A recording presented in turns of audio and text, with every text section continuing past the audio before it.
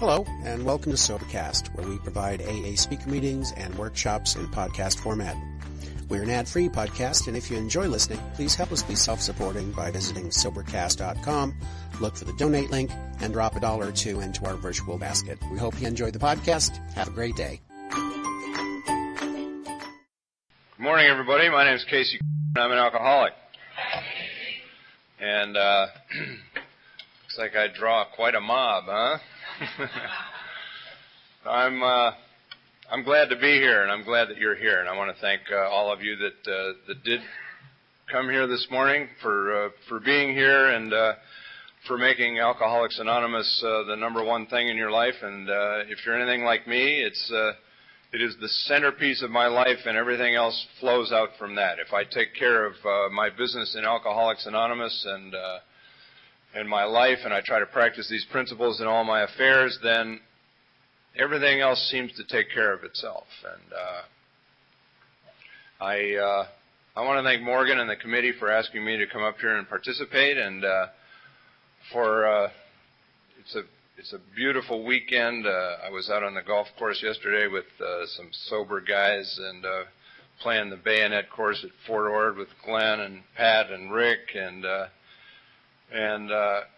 Sharon and Wesley and I got to fly up here yesterday in a little propeller-driven puddle jumper and flew up all along the coast. And I brought a book to read, but the whole time my nose was glued to the window looking at the incredibly beautiful California coast. And, I feel lucky to be alive. And in a very short period of time, you're going to know exactly what I'm talking about. I am lucky to be alive. I'm lucky to be alive at all, and a survivor of the 60s and all of the other things that have been part of my life. But we have a chronic, progressive, and fatal disease, and you know what? I love it.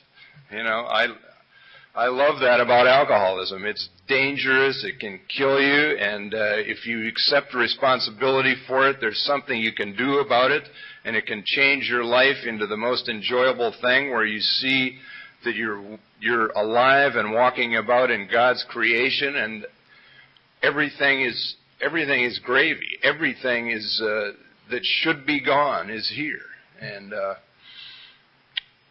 I'm very pleased to be sober. I'm very glad to be sober. And for those of you who were here last night and listened to Earl talk, Earl is on fire with the spirit of Alcoholics Anonymous, and I think it's obvious to all of us that we're here. And I know one of the other speakers, and tonight you're in for quite a treat, and this is going to be a great weekend in every way. I'm going to tell you a little story today. It's my life concerning the disease of alcoholism, and before I get to that, I'm going to tell you an incident that happened a couple of weeks ago. I was at a meeting, and a man that I know who's about my age is probably 7 or 8 years sober, and he was at a job for 14 years, and he was fired, and he was really broken up about it. And he expected to retire out of that job. He was going to do this for the rest of his working life, and everything changed for him. And it reminded me of something that happened in my own life that will really kind of bring you up to date about where I am. And in 1989, I was the marketing director for an electronics company in Southern California. The 80s were winding down, and we didn't really think that it was going to be that big a shakeup, but at 5 minutes to 5 on New Year's Eve of 1989, I was called into the office of the president of this company, and they told me, he and the owner told me that they were closing my department, that I was gone, and all 13 people that worked for me were gone. No more secretary, no more company credit cards, no more name on the wall, no more on the door, no more rug on the floor. I was gone, and welcome to the 90s, It's like, here we go. And everything changed for me. I was 7 years sober. I thought I had it made, but all those defense contracts ended, and And so I had to look around for something else to do, and I couldn't do that anymore. I didn't want to do that, and I started living on my credit cards, and I started playing a lot of golf, and friends of mine said, watch out, you're drifting off here.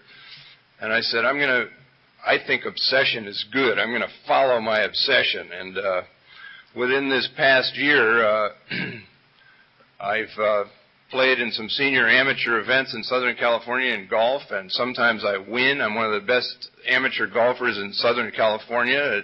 In my age group, I'm old enough to be in an age group again, and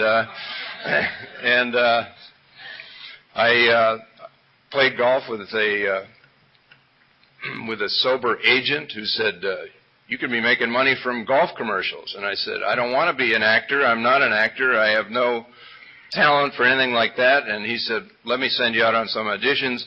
Last January, I got a nationwide commercial. I got Taft-Hartley into the Screen Actors Guild, which I never wanted to do.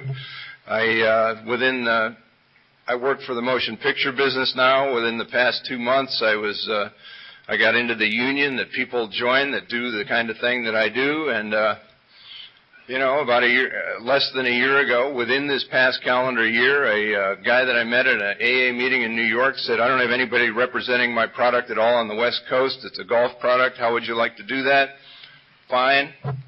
And so I'm his sole representative on the West Coast, and none of this would have happened if I had continued on being the marketing director for that little electronics company in Culver City.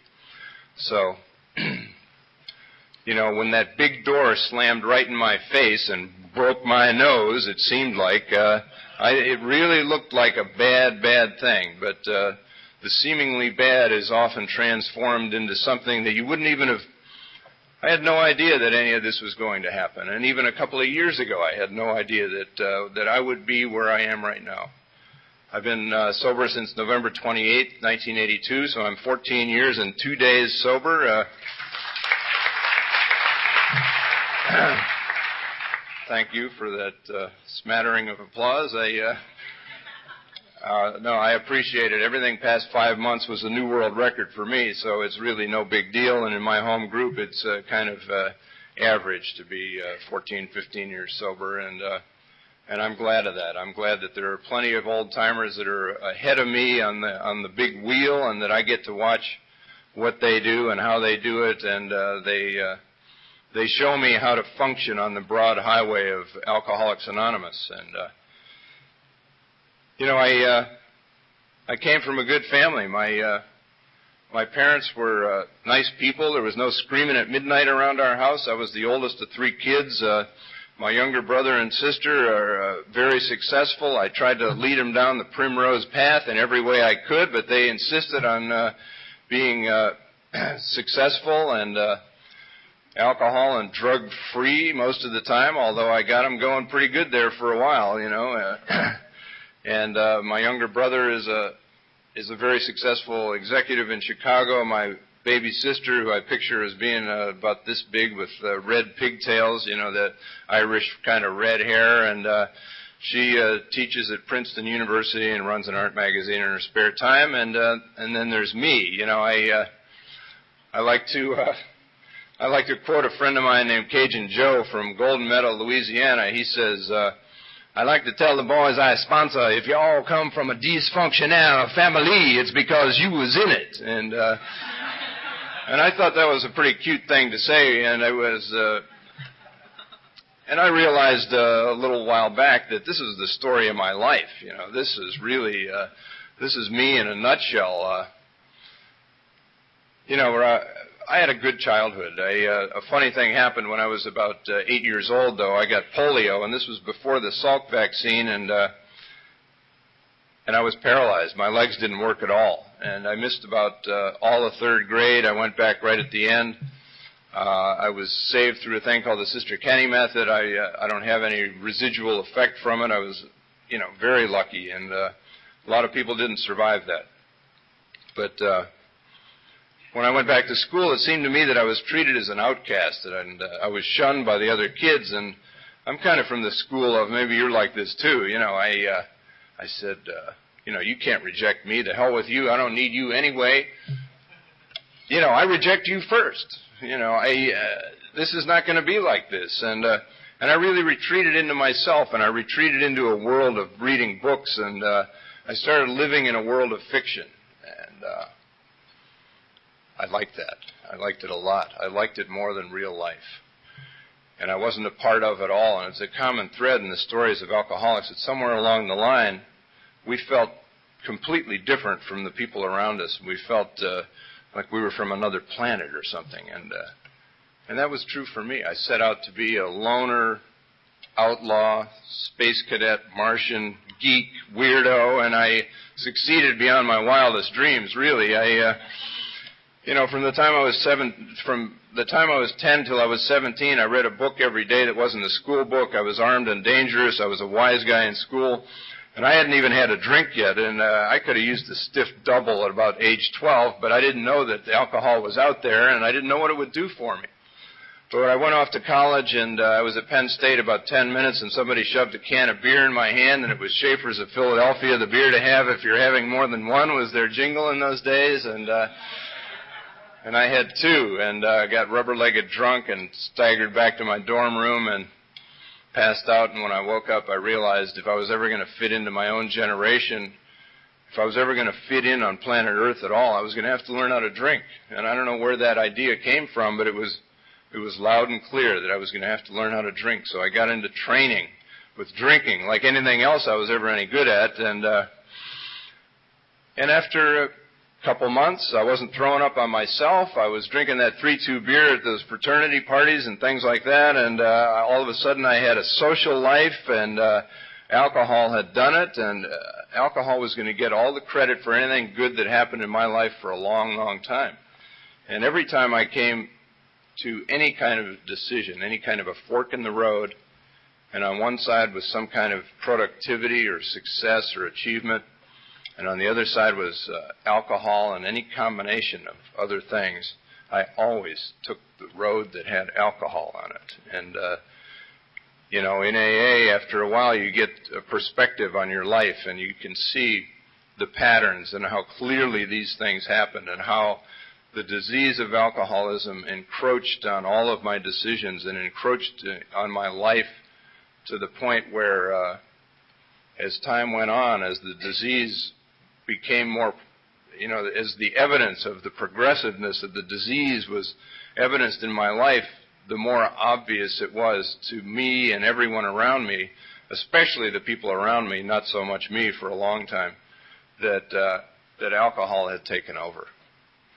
And but that was a while in the making. I was at Penn State to run the mile. I was a miler. And so in the fall, in the cross-country season, we ran miles one day for time and in practice just to see who's who. And I ran a mile in 4 minutes and 7 seconds, which was pretty quick for a kid who just turned 18.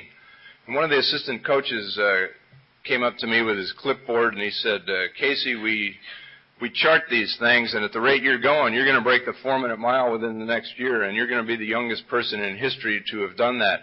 And I want you to know that we're all behind you, and keep up the good work, attaboy. And I remember exactly what I thought. I remember that moment. I thought, he knows I can do it. I know I can do it. Everybody I run against knows I can do it. I don't have to do it. I'm done. I'm out of here. And I never ran competitively again after the end of that season. We finished second in the nation that year. We were a powerhouse team. There was everything to achieve, and yet in my mind it was already done. It's like the Catholic version of sin. If you thought about it long enough and hard enough, you may as well have done it. It's a mortal sin, and you're done. And this was the way I operated. It's come right up to the door of achieving something or doing something right, and then turn away. And the stories of alcoholics are full of that kind of behavior. They almost did it. They almost made a name. But I had to drink, and I learned how to drink Southern Comfort. I took some Southern Comfort to a football game one day. I got a pint. Somebody said, you ought to try this stuff. Doesn't fill you up like beer. And I bought 2 large Cokes, dumped out half of each one, dumped in half a pint into each one of these Cokes. And as 10 minutes of the time elapsed on the football clock, I downed both of those Cokes. I didn't spill a drop. And I wasn't bombed like I've got with beer. I didn't have that bloated feeling. I didn't have that full, about the puke kind of feeling, and I just felt alive and in living color and full of myself for the first time in my life. I was that emotionally dwarfed teenager that had pimples like Chinese jungle rot, it seemed to me, and all of a sudden I was just fine. I was okay. And the little wasted, emotionally underdeveloped person inside of me that was fearful and insecure was gone, was dropped away, and I was okay. And I almost died from chugging down all that Southern Comfort, but I remembered the feeling. And luckily for me, I'm a lucky alcoholic. There's all kinds of other things to drink, and I drank scotch and rum and gin and all of that stuff, and I loved everything about drinking, and I was off and running. And right before Penn State could throw me out, I said, I'm leaving anyway. You can't fire me, I quit, became one of my theme songs. And I left, and I went around to Pitt for a while, and then Youngstown, and in the early 60s and the mid-60s, I was living in Youngstown, Ohio. The dreaded 60s were about to kick off, and again, I was there not very long, and somebody handed me a stick of boo, or reefer, we called it in those days, and not that complicated Spanish word, marijuana, and we smoked this stuff at a beer blast, and the next day I hadn't had quite so much beer because I liked the effect of the grass, and when I woke up, the only part of me that hurt was my cheeks from cramping up from laughing so hard, and I like that, and I'm loyal to the things that I like, and so I smoked that stuff every day for the next 10 years, and I made cookies and brownies and coffee cake and stuffed chickens with it, and,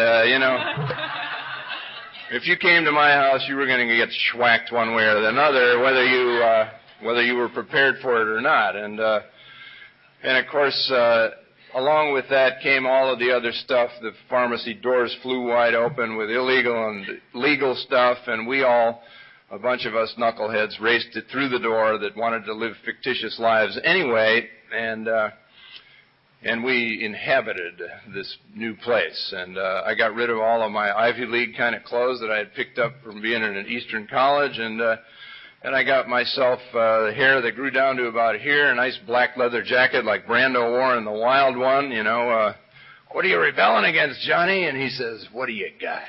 And that's it, We don't know why we're rebelling. Life's too good. We want to screw it up. We're going to shoot for the moon. We're going to do everything wrong and see what happens. And how do you explain it? You can't. And I got my jeans and my boots and all of that stuff, and this was new then. I mean, people would slam on the brakes of their cars when you're walking down the street and scream out the window at you, "Get a haircut, you commie bastard!" It's like, thank you very much.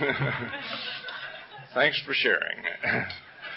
We are trying to destroy the middle class and tear down the fascist imperialist government, but in the meantime, we're just going to do some of this and some of that. And so I got involved in all of that stuff, and it was delightful. It was perfect for somebody like me because I could be standing at the corner of the bar at midnight with my shades on, and the kind of bars I hung out in looked like a bear convention or something. I mean, there's just hair everywhere. And I would be still ambulatory, but I would have gotten a combination of ingredients just to the point where I was barely breathing, I could no longer talk, it's like, I have one of these, it's like, and, but I had a term for that. I could rationalize and justify anything. The term for that was post-verbal, I'm beyond words, I don't need words anymore, any kind of wacky behavior at all, I could go into a long philosophical dissertation and bore your ears off But I could justify all of that stuff, and I did. And I had a girlfriend along about this time who said, you know, when you die, and it won't be long the way you're going through things, I'm going to have you cremated and sell your ashes for $50 a spoon. And kind of a backhanded compliment because, you know, the part about dying soon I didn't like, but $50 a spoon was actually kind of a compliment, you know, and the high price spread, you know, and further, I got involved with, because all of this stuff was felonious, I got involved with business dealings with people that I wouldn't have met otherwise. And so I had a lot of little shady business dealings with those kind of Runyon-esque characters from the Italian mafia, the Lebanese mafia, various biker gangs, the Laguna Brotherhood, the Black Panthers, people, it's fair to say, would not normally mix. And but I loved all of that because I liked the whole zany thing. You know, I'm this white middle-class kid from this average Leave It to Beaver kind of family, and now all of a sudden I've got all of these crazy friends, and this was a great way for me to live. And I, you know, as sarcastic or snide as I may sound about some of those days and some of those events, I really loved the people that I was around at the time. These were some extraordinary people, and I loved all of this stuff about the music scene. The message seemed to be in the music, and so I was around the music scene as much as I could be, and I eventually came to California because I had to leave town quickly. There got to be some confusion among the police that were supposed to lay off and didn't, and all of that.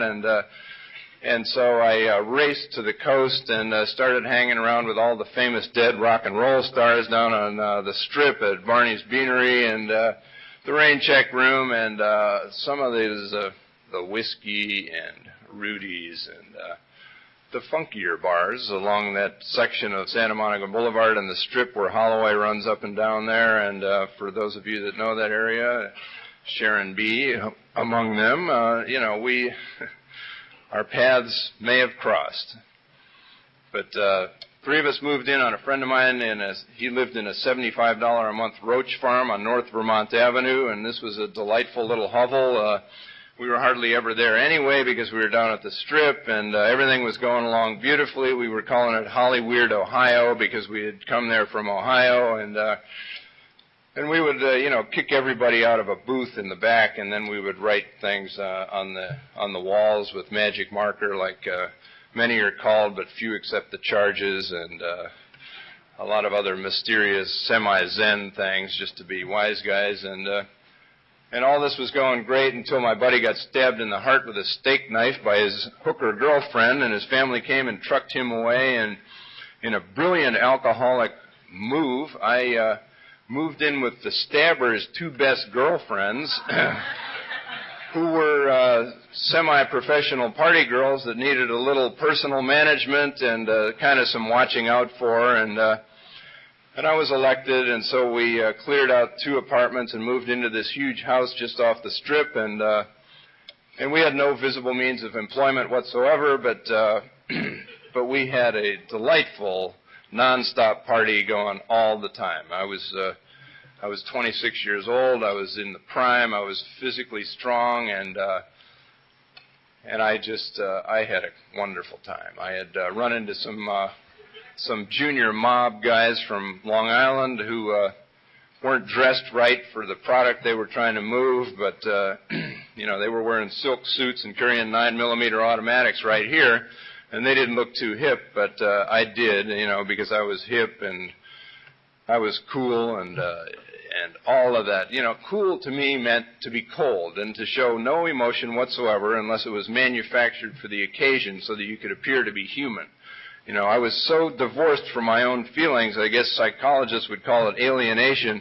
To me, it was a great way to be because I was immune from the consequences. I had no real responsibilities, and I was bulletproof. You know, nothing could hurt me. Nothing could harm me because I was living where fictional characters live. I was heroic. I was saintly. I was nonstop all the time, and I was getting crazier by the minute. But I had it all figured out. And one of the guys who was one of my clients was a mailman, and he was boosting major credit cards directly out of the mail and giving them to me for favors, and my girlfriends and I were going on lightning-fast shopping sprees with our overdue rent-a-cars and just having a really good time liberating the material goods from the fascist infrastructure and, you know, all of that kind of rhetoric from the 60s and having a real good time. And, of course, this little house of cards had to come to an end, I guess. A friend of mine that had been overseas came back to the United States, found out where I was living, came over one day, and he said, "Casey, man, I can't believe the way you're living here. Who are all these people in your living room? You know, this is scary." And I said, "Denny, man, these are my patients. You know, they call me doctor, and I'm helping guide them through life, and they need me." He said, "You know, you're driving everybody crazy here. This looks like a band of snaggletooth junkies like the Manson clan here. They're drooling idiots." And I said, "Yeah, it's great, isn't it? They'll do anything I want, and we got a whole good thing happening here." And he said, "Who's that guy?" And that was Jim. Jim was my constant companion. He would hang around with just like 2 steps behind me over here. He had a leather briefcase, and he looked like the kind of guy who should not own a leather briefcase. And one day I asked Jim, "Hey, what's in the briefcase, man?" And he said, "Oh, I'm just keeping an eye on you, man. I got a few things in here." And he popped it open. He had about 30 sets of syringes in there and a loaded .38 revolver. And I said, "Good, you stay right there and take care of me. Don't let anybody sneak up behind me, buddy." And so it was a lot like that. And then he said, "We got to get you out of here. You know, you're killing these people. This is nuts." And I said, "I can't leave, man. I mean, Hendrix comes to parties at my house. This is a happening place. It's party time all the time. Even though I've ground myself down to a swift 130 pounds, you know." And he said, "Yeah, you're all eyeballs and elbows. You know, we got to get." I said, "You got a better idea?" He said, "Yeah, we're going to join the Merchant Marine and smuggle jewels and drugs from the South Sea Islands." And I said, "You know, let's get going. These people will have to fend for themselves. I'm out of here." Fair weather friend that I was, I knew a good idea when I heard one. So we found a Mercedes laying around somewhere and zoomed off up north to the Bay Area and Portland and Seattle and tried to join the Merchant Marine and got the boot from the harbor master's office in each of those places, and I guess they didn't like the cut of our jib or something, as they would say in the Merchant Marine. And so we wound up back in San Francisco, and I was no longer the mastermind, and with my band of maniacs with me, I was now on the street. I had really hurt myself bad, you know. With all of my good times, I was now pretty crazy, and I was selling my blood for $5 an ounce, or pint, not an ounce, a pint, and living in a $12 a week hotel, Finnegan's Hotel. I thought that was clever. Being a literate guy, I called it Finnegan's Wake, and $12 a week, you get what you think you're going to get for $12 a week. You know, the toilets down the hallway, if you don't mind stepping over a couple of junkies on the way there, and who knows if they're alive or dead, and this is no longer working out really well. And so we got a car and drove it eastbound and went to Joplin, Missouri, and were warned that the last long-haired creeps that were in that little town woke up dead in the park the next day with their heads shaved, and we could take a hint, and left there, and I wound up living in an abandoned train station in Chicago. Beautiful place, really, you know, nice high vaulted ceilings, big high benches, kind of like church pews, and I could carry everything I owned in my hands. I had a backpack, I had a spare pair of boots, I had the clothes on my back, I had a nice long straight-bladed hunting knife, so I'd be one jump ahead of all those knuckleheads that were carrying those folding buck knives, and I was not a victim of anything. I was a victimizer. You know, I took. And if you came into my train station, I owned you. And I need to remember that. I need to remember that people have said, you know, you were living like an animal. No, I wasn't. No animal is like that. That's an insult to the animals. And this is the best I could figure out. This is our best thinking got us here. This was the best I could come up with. And living in this train station, eventually I wound up back in Youngstown, Ohio, and I was living in a crash pad, and I was down to my last dollar. I had $1 to my name. I'd been living like a fictional character in the beatnik literature, Ferlinghetti and Kerouac and all that stuff. I was on the road. I was a Dharma bum. I was a desolation angel. I could still romanticize anything that was happening in my life. And one day I had $1 to my name, and I was thirsty, and I got a nice quart of Red Ripple wine rather than a cheeseburger. Even though I was hungry, I knew that I had to drink, and I had to have fresh alcohol in my system because I'm an alcoholic, and I had to have fresh alcohol in my system because I couldn't exist without that best chemical friend aboard. And I got back to that crash pad, and I realized that a quart of wine wasn't going to last very long, and I came up with a bright idea, and I scrounged around that place, and I found a syringe, and I drew up 2 cc's of Red Ripple wine and fired it into my arm because somebody said, you're probably not a social drinker. I was not really very social, I guess, but if you're new, that's not a definition of alcoholism. That's a definition of something else about desperation. Nobody had to explain to me what any lengths meant when I got here, that's for sure. And I will tell you, though, that in a room of 200 or 300 people at the meetings in Southern California, when I've shared that, and I certainly don't share that to gross anybody out or for people sometimes like in Glendale, they go, and you say that, and then somebody will come up to me and say, I shot grain alcohol, and I go, because it's all in your perspective, I guess. But people will come up to me and say, I did that too, and about half the time they also add, and I've never told another living human being that I've done that. And I want you to know that in Alcoholics Anonymous, we are free from the guilty things and the shameful things that we did in the past. That's how we have the 4th and 5th step. That's why we band together here and share the simple things that we know about recovery, about our experience, strength, and hope, because here in Alcoholics Anonymous, we are free to go. We're free to go from the chains of the past that drag us down, and we are free to become ourselves and to find out who we are. And that's part of it. That's part of the whole thing. And that's why I share that. From that time until I got sober was 12 years. I'm not going to drag you through the whole deal. Let me just put it this way. It's progressive. It didn't get better. And I will tell you, when I got back to California a few years later, I started getting arrested for drunk driving. And within a very short period of time, I was court-ordered to go. I went off to Santa Monica Jail, West L.A. Jail, L.A. County Jail. I was court-ordered to go to a diversion program where we had rap sessions where they wrote...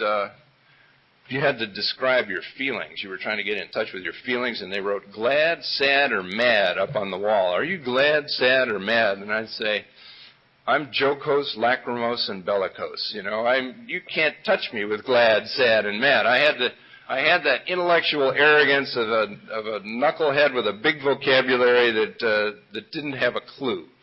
And they also court-ordered me to go to meetings of Alcoholics Anonymous, which was the good part, because initially I didn't think this was such a hot idea, but I downed about 8 beers and I went racing off to 26th and Broadway in Santa Monica, a speaker meeting, because I had called central office. There's this whole apparatus. It's easy to get in touch with AA. You just pick up the phone, dial information, and all of a sudden you're talking to somebody who says, sounds like you could use a meeting. And I still remember that first speaker that I ever heard, and delightful guy, a terrific story, and he was a lawyer who fell in league with a drunken doctor and a drunken insurance man, and they set out to defraud the insurance company in the state of California, and they got caught because they were all drunk, and he got disbarred, and everybody laughed and laughed and laughed, and I thought, boy, what a sadistic bunch of people. This guy lost his entire livelihood. He hasn't got a chance. And they're yucking it up. And I thought, I like this. These people are twisted, and I'm going to fit in good here.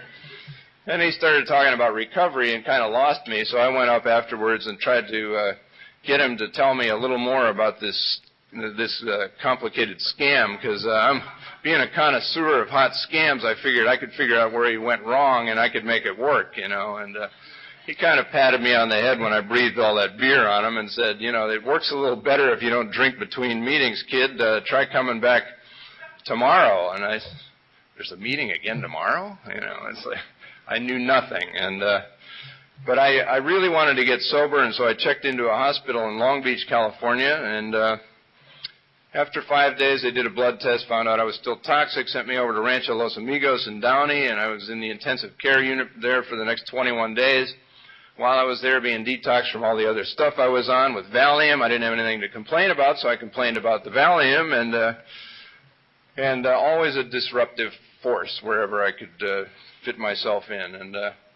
And so they set up an interview with this ancient Chinese doctor with skin like parchment. He had like license number 3 to practice medicine in the state of California. This guy looked like Yoda. I mean, he was this big, and he was.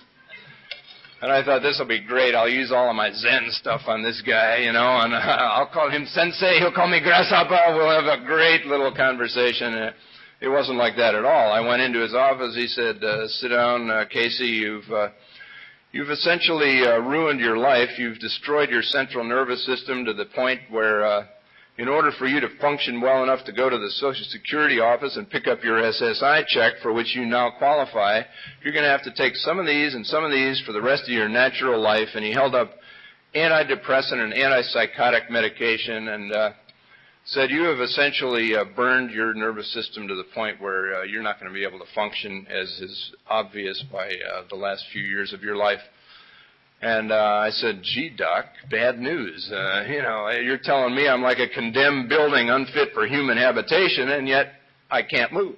I'm here. And he said, and not only that, I'm going to give you an open-ended prescription for these, and no matter where you are in the world, I'll send you more of these, or somebody will, for the rest of your life for free. And that guy was a little bit wrong. I haven't had any.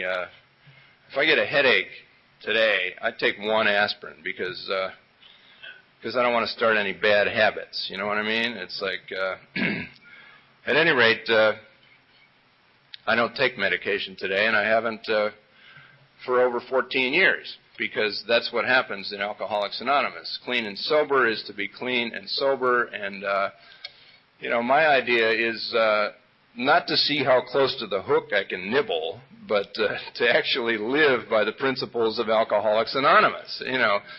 Why do I want to drink near beer? So I can drink a 6-pack and not really have a slip? I mean, why would I want that taste in my mouth?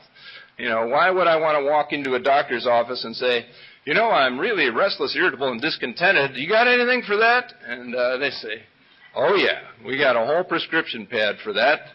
Perfect. And anyway, so there used to be a fighter named Willie Pep. He had like a couple hundred professional fights, and in one of his later fights, he got knocked down, and he bounced right back up. And in his corner, between rounds, the cornerman said, hey, why didn't you take the 8 count? And he said, I don't want to start no bad habits. He didn't want to get used to being down there. And in an Alcoholics Anonymous, that's what it's all about. You don't hit bottom and stay there.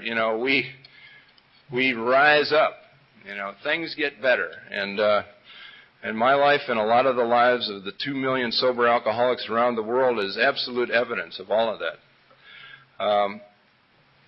Eventually on that medication the doctor gave me, I went a little berserk, and I punched a cop, and this was a bad idea because there's like 8 of them, and they've got sticks and stones and break your bones, and bingo, you're back in the drunk tank again, where I'd been a number of times before, because even though I'd gotten 3 drunk drivings, I also had gotten a drunk bicycle riding, and they took away my license to ride a bicycle. Then I got drunk walking, and they couldn't repo my feet, I guess, so I was still ambulatory out there some of the time, but then I got arrested for drunk sleeping in somebody's lawn, and, when I laid down to, fluff up the grass there, it was a beautiful, pleasant place to take a little nap. It was dark outside, and when I woke up, it's about 5 to 9 in the morning, and the sun is up, and people that have jobs and lives are off to go to work and conduct their lives, and here's some fool sleeping in their lawn.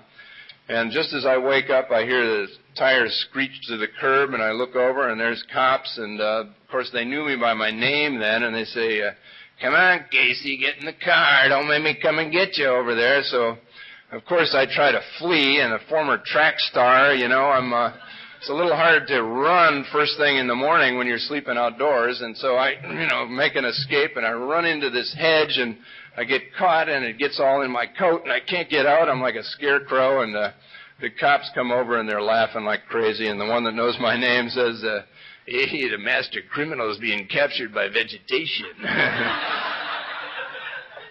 Hurt my feelings. I had a lot of pride and dignity. Yeah. And I'll tell you, if it's hard for you to imagine me standing here today with my little suit and tie on and all of that, sleeping in somebody's lawn, the day that I was sleeping in that lawn, I looked exactly like somebody that goes around and sleeps in people's lawns and is hopeless and helpless, and because that's the way I was living. But I had friends and relatives, and I still knew some people that would roll over when I snapped my fingers, and I was living off the fat of the land, and I was really dangerous. And so anyway, after I whacked that cop, my lawyer comes into the drunk tank and says, "You really did it this time. They're going to throw you in the nut house." And I said, "Isn't that for crazy people there, Norm?" And he says, "Why, yes.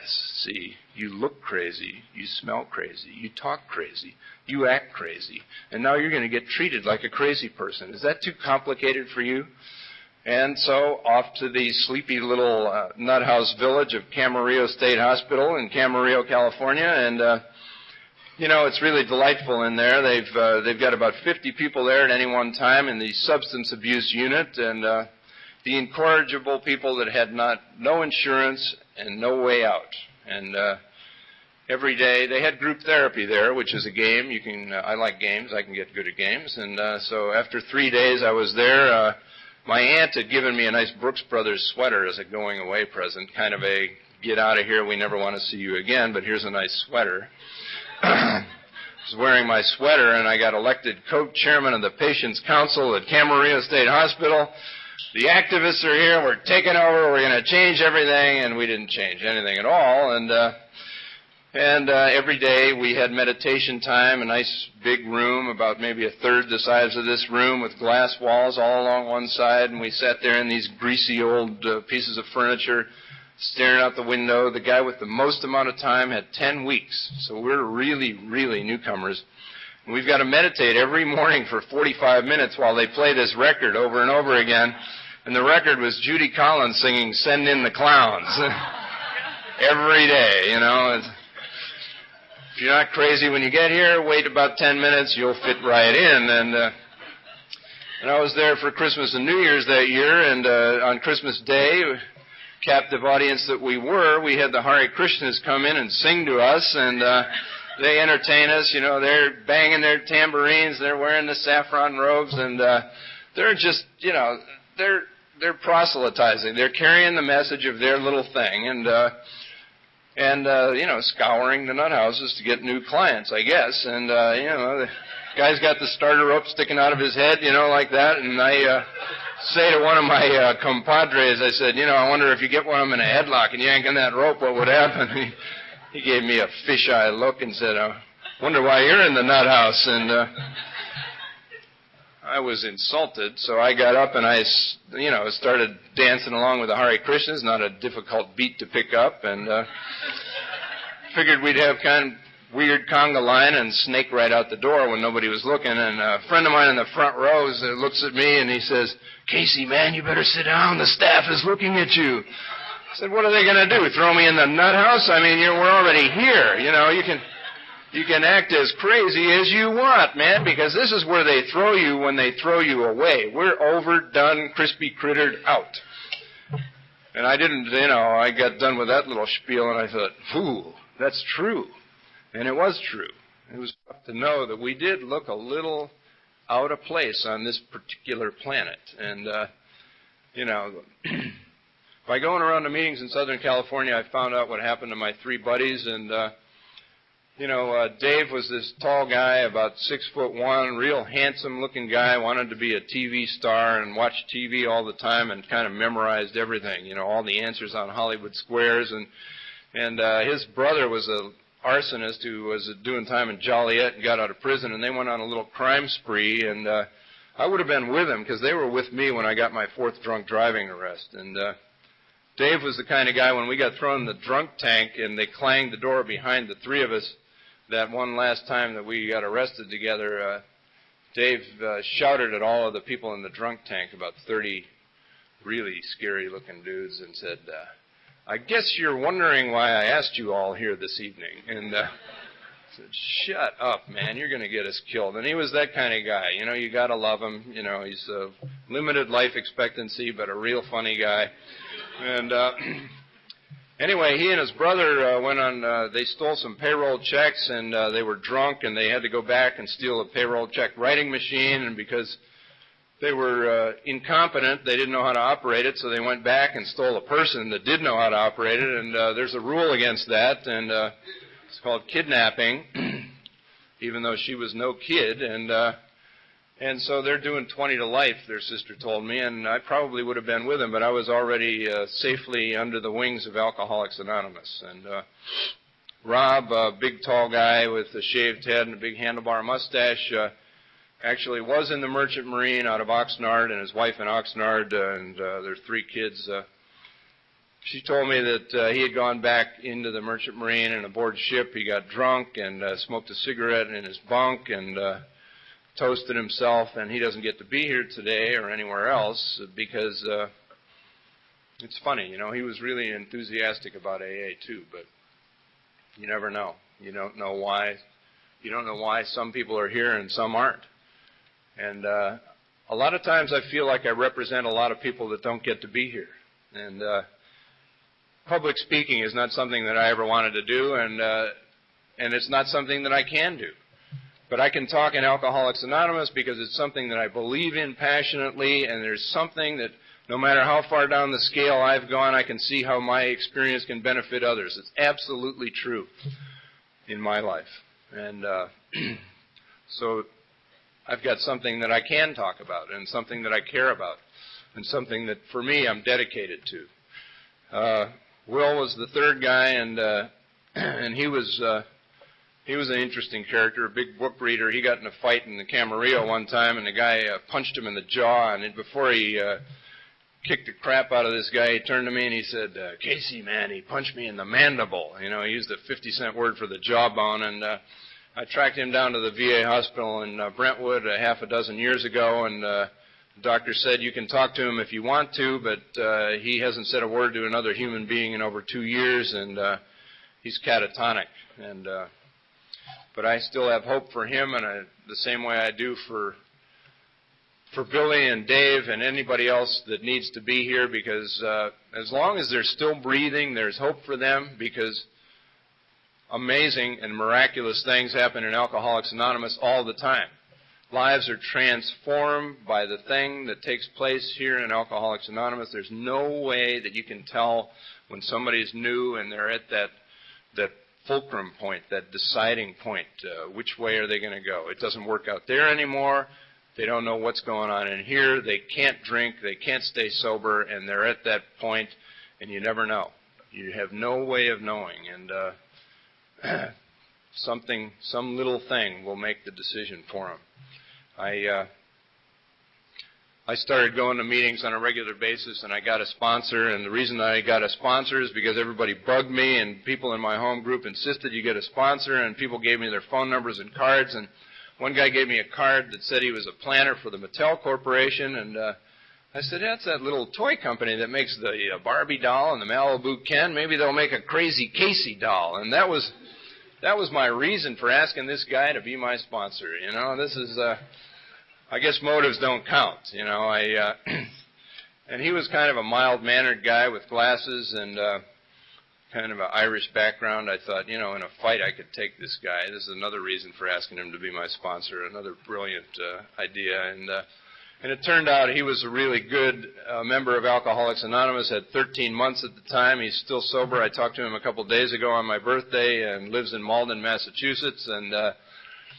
And he's still out there ahead of me, and was a wonderful sponsor for me for my first 5 years. And he got me going to meetings and getting commitments at all of the meetings I went to. And I was kind of the designated cigarette butt sweeper-upper, and outside a meeting like this, at night I'd be out there sweeping up the cigarette butts with my silent butler on a stick and my little broom, and concentrating intently on getting that little, because that Chinese doctor was part right.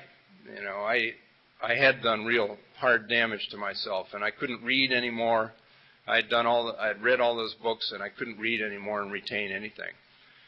And if I was called on to participate in a meeting where there was open participation or whatever the format was, all I could do was croak out that my name was Casey and I was an alcoholic, and I couldn't put together a whole sentence because I'd get 2 or 3 words into it and my head was so loud that I couldn't remember what I had started out to say, and I would trail off and get lost. And so I was a hurtin' buckaroo, but with that broom in my hand, all I had to do when people came out and said, "Good night, Casey," is all I had to do was say good night and keep sweeping up those cigarette butts. And I had a commitment. I was being of service, and I felt like after a while that nobody could sweep up a butt like I could. I had it down, man. They were going to have to pry that broom out of my hand. And after a year and a half at one meeting and 2 years at another meeting, where I had that commitment for the longest, eventually they did come out and handed me a mop and said, "You can come in now to the inside.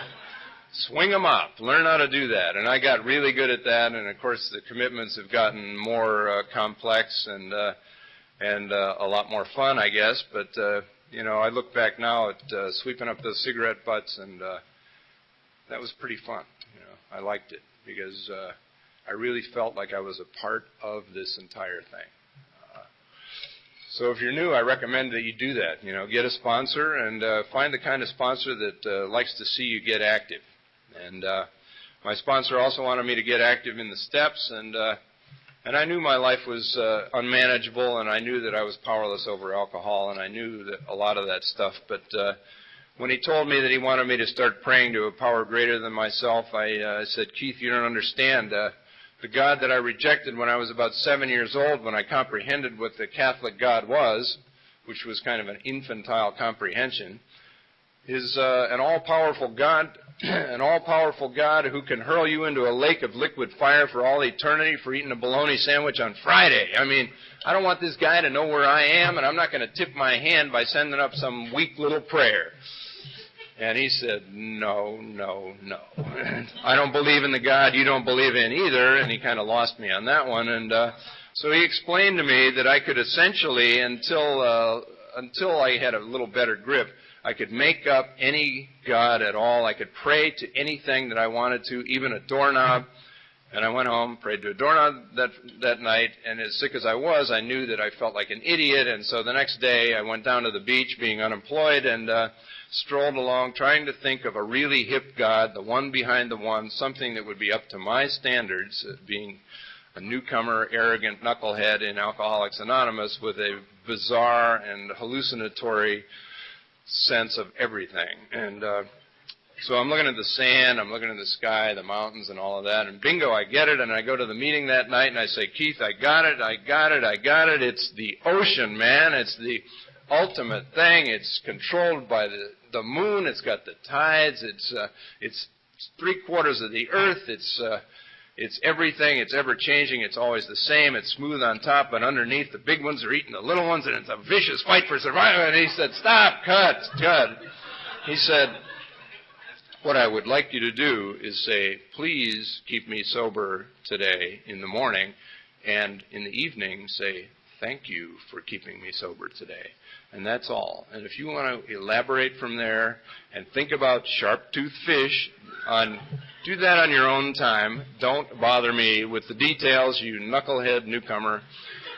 They talk nasty to you here, They have no respect for your, the intellectual achievements that a really profound thinker can come up with. And I had some profound stinking thinking when I was new, and I still have a sponsor today, a guy named Johnny H. from Long Beach, California, who is a terrific guy and a wise and wonderful and gentle guy who's been sober a long time and helps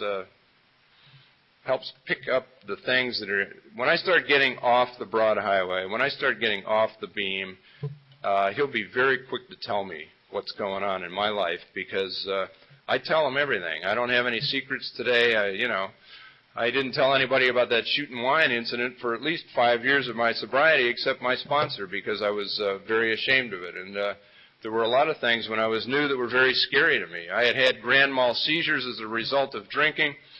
And the last grand mal seizure I had, I was in a hospital, about to be transferred to another hospital. I was tying my shoe, and I went into a seizure and almost chewed my tongue off, I found out later, and woke up in the other hospital. And so I had an abnormal fear of shoelaces, which is not the kind of thing you stand around the coffee pot when you got 60 days sober and somebody comes up, says, how you doing today? And you say, I'm afraid of my shoelaces. They say, oh, really? See you around, like a donut. And but I told my sponsor, I said, I look at shoelaces and I know it's crazy, but it really scares the hell out of me. And he said, did you ever think of loafers? And, hey,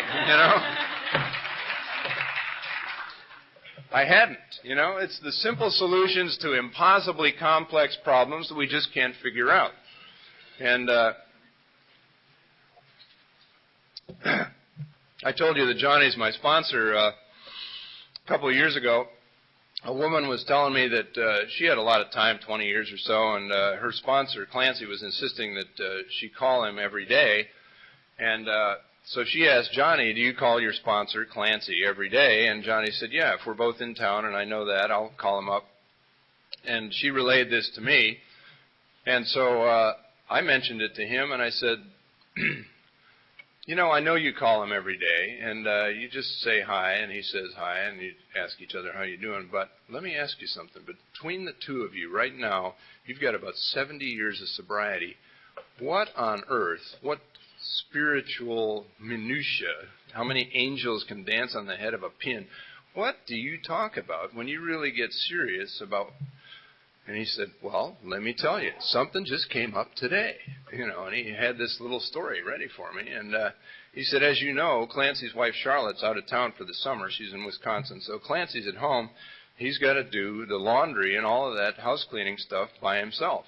So when I called him up today and he said, how are you doing? I said, fine. I said, how are you doing? And he said, well, not so good, really. I'm having a laundry problem. And I said, what's that? And he said, I just can't seem to get my whites white. And I said, have you tried New Tide? It's got bleach. And by then I'm going, why? You got to be kidding me. And he said, you may think I'm kidding you, but in reality, that's exactly what AA is about. He said, how long has it been since you've thought about drinking seriously? And I said, it's been quite a few years. And he said, same with me, same with Clancy. But what we need to do is share our experience, strength, and hope about the simple things in life that one guy's got the answer to and the other guy just doesn't know yet.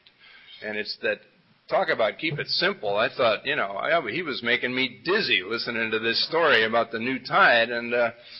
But it does make sense. That's what we talk about here is we share. I bring my world into a meeting of Alcoholics Anonymous, and I share what my world looks like compared to your world. And I say, my world looks a little out of round here, looks a little warped. What do you think? And we talk about the things, the simple things in life, the complicated things in life, the problems that we have, because no matter where you've been and what you've done, somebody in AA has done it better, further, faster than you have. And so we can share those things with each other. Again, when I was new, I came in and I felt different, and there was a guy, I had run that mile in 4 minutes and 7 seconds. I thought nobody in this rummy outfit ever did that, and I wasn't in AA 2 weeks. And in Ohio Street in the west side of Los Angeles, I ran into John M., who I knew who he was, And the reason I knew is because he'd been written up in Sports Illustrated along with some other guys, and they all ran collectively the fastest mile ever run in the history of the world. He ran a 3:55.9, and I knew who he was, and I knew that my 4:07 was pretty much nothing compared to his 3:55.9. And so one of the last things that was whittled away that made me different and unique from everybody else. And if you have things in your life that make you feel like you're different and that your case is truly unique, you can disabuse yourself of those things. You can go around and take a poll, and you'll find that somebody has been where you've been and knows all about it, and will be happy to share with you. And another one of those things that I've found in the program of Alcoholics Anonymous.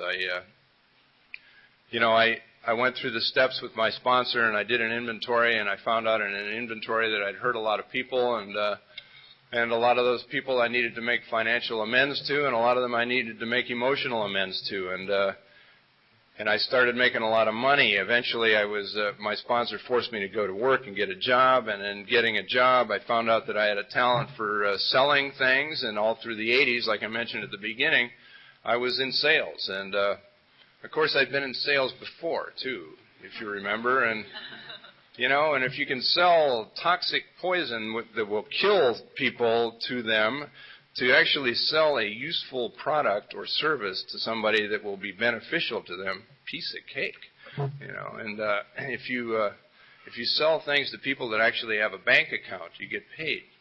It's absolutely amazing. It's the simplest thing, and so this helped me make amends, and the more, I had some colossal amends to make. I started using my real name, my real Social Security number, and they start coming after you. That's what I figured out. They're going to be here any minute. So I called up the National Student Defense Fund. I called the IRS, and they said, "Aha, we've been looking for you." And I said, "I'll bet you have. Here I am. What do I owe you?" And they said, "Wait a minute." And in the case of the student loan, that was several $1,000s with 20 years of interest and penalties compounded every 15 minutes. And it was a whole lot of money, and you know what? I could write them a check. And I felt good, and I started feeling clean about myself because I was coming clean. And I was making emotional amends to people saying, I know that I've done a few things that were a little out of the ordinary here, and I'm sorry, how can I make it right? And some of the people, especially the people that were related to me and knew what how I had ignored my family, and then when I did appear, how crazy and abusive it was, and that whole thing. It took them a few years of keeping an eye on me from a distance to allow me to come back into their lives, but eventually I could do that. But there were other amends that I couldn't make, and a lot of people that I knew died. And at least half of the people that were close to me died as a direct result of alcohol and drugs. Both those women that I lived with in West Hollywood are dead as a result of alcoholism. They don't get to be here, and they deserve to be here in every way. All we wanted to do was have an orgasmic good time all the time. What's wrong with that? Well, it'll kill you. Aside from that, what's wrong with that? Well, they don't get to be here. They don't get to be here. And a year and a half before I got sober, my mother was laying there dying of bone cancer, and I had just gotten out of my umpteenth rehabilitation program, and I'd been out less than a week, and I'm drinking cheap vodka, and I breathed cheap vodka all over my mom, and she gave me one last look of that look that they give you, that kind of pity and hopelessness and contempt, and all mixed together. And she died, and there was nothing I could do about it. And in sobriety, I felt bad about this. I felt guilty because I really always tried to never involve my family in my life. Nobody knew where I was for years or what I was doing, but she knew at the end, and she never knew that I got sober. And so my sponsor told me to write a letter to her and take it to her graveside and read that letter, and I did that. And there was a great deal of healing involved in that, but it was still a point that for me was not clear. It was not healed completely, and so I had to find out. I had to find out a little more, and I was in Palm Springs, and I had told Sharon and her son Wesley that I'd meet him in Culver City at this carnival where she works every year with the nuns, and they have a carnival there that raises money, and it's a little church carnival. And so I zoomed back from Palm Springs, and I pulled up in front of the church grounds, and they were leading some gang members away. The cops were there, the lights are going, and all of that, and there's some heavy-duty gangsters being led away, and in fact, there's still some there on the grounds when the cop cars pulled away, and I could still see some hard looks coming from some people. And as I walked across the grounds over towards the school where I knew that the nuns were in the principal's office, I thought, this looks like a pretty dangerous situation going on here still, but, you know, I'm protected by the God of my understanding with a loose-fitting, bulletproof cloak. And sometimes I think of that loose-fitting cloak that it talks about is bulletproof, because once you've lived well beyond the time when you're supposed to not be around anymore, it's all for fun and for free. So I went in, and they said, "Oh, good, Casey's here. He can take the money we've collected, and they can take it over to the rectory where the priests have the safe, and they can put it in there." And I thought, yeah, I'm expendable. Let me carry the money. But I need to tell you a little background about my mom. Before she went to the University of Chicago, where she graduated with honors, she went to Rosary College, and Rosary College turns out nuns, and she had spent a couple of years there. And growing up, she took us to catechism and church every Sunday, and I knew the Baltimore Catechism inside out and all of that, and she was very strong in that area, and an extraordinary woman. And I'm one of those Irish guys anyway that is, got a saintly mom for sure. And so I'm carrying the money across the school grounds, and all of a sudden it hit me that my mother knew that I was sober, and it was okay. It was good with her. It was good with me. She knew that I need never drink again as long as I live, unless I actually smash through everything that I know and reach out and pick up a drink. And I knew that it was okay with her. And from that kind of serendipitous event took place where I was doing something for somebody else. I was fulfilling an AA request, because a couple of those nuns are actually members of the program. And I had suited up and showed up. I had done what I said I was going to do. Those are spiritual principles. Those are part of the principles of Alcoholics Anonymous, is doing what you said you're going to do and being where you're going to be when you said you're going to be there. And it's the simplest thing. And try it. It absolutely works. I'm going to tell you one more little tale, and then I'm going to sit down. And again, a couple of years ago, Sharon and I were talking, and she said, did you ever win any letters or medals or anything from running? And I said, yeah, my mom collected all kinds of trophies and medals and ribbons and things that I had won, and I guess they're all around somewhere. And she said, well, what about a letter from Penn State? And I said, well, I won one, but I never went and picked it up because I was having a few down at the Rathskeller, happy hour, bring a sorority girl, drink for free. This is instant utopia. What do I need with a little letter? I got a bunch of those. And she said, well, maybe you ought to get it. And I said, anyway, sometime later, I called up Rec Hall at Penn State, and I said, I won a letter there about 30 years ago. And they said, oh, really? And so they said, that's not my department. Let me send you on to somebody else. And I talked to about half a dozen people, and I finally got up to the track coach who we talked about some of the guys I used to run with and whatever happened to this coach and that assistant coach and all of that. And this was the women's track coach, and she said, I've got one of my assistants here has got to call into the athletic director, and he's not there, but his assistant is, the assistant athletic director is this woman. And she wants to talk to you, and so I'm going to transfer you. And so she did. And she got on the line, and she said, I think I've been waiting for you to call. And the hair on my neck started to stand up, and I said, I don't understand what you mean. And she said, they told me what the story is, that you earned a letter here 30 years ago, and I have a funny story to tell you. She said, this morning I came into my office at 8 o'clock, And there was a letter sitting on my desk here. She said, I haven't even seen one in over 15 years, and I've been here for 27 years. She said, we don't give out letters anymore. We give out patches and stadium blankets and warm-up jackets. And yet, here's this 8-inch chenille Block S letter. I don't have any idea where it came from, and until you called, I had no idea what I was going to do with it.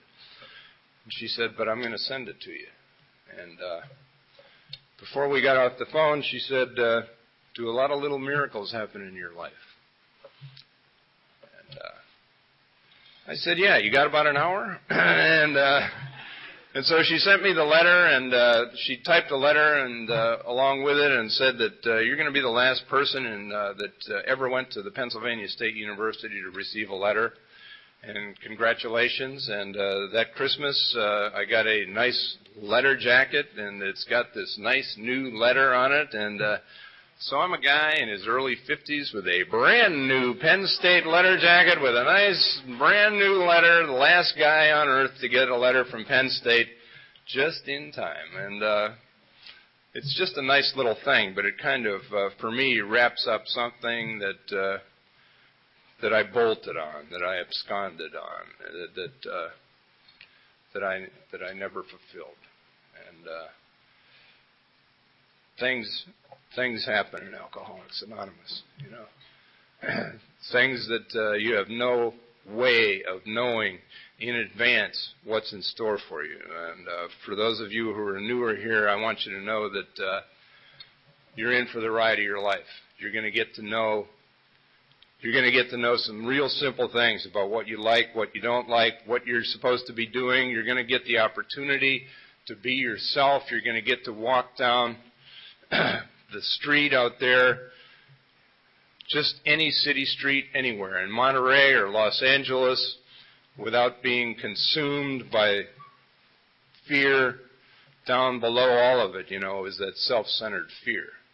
And you're going to be free of that in a way that you've never been free ever. And, you know, I know that for a person like me that lived in the world of books, that I had to do exactly what I had to do, and I had to go down the tubes in every department of my life and be wiped clean and empty to come into Alcoholics Anonymous, to listen with the ears of the dying, to be filled up with a spiritual program where I had none.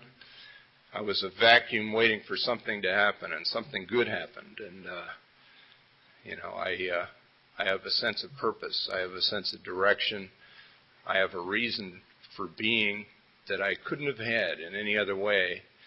And I get to be here this weekend with Sharon and Wes and with all of you. And I want to thank you for my life. And God bless you.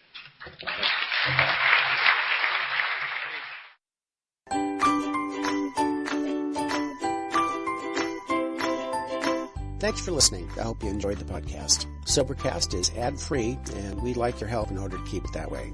So if you'd like to help us be self-supporting by pledging $1 or $2 a month, visit Sobercast.com and look for the donate links. Thank you very much.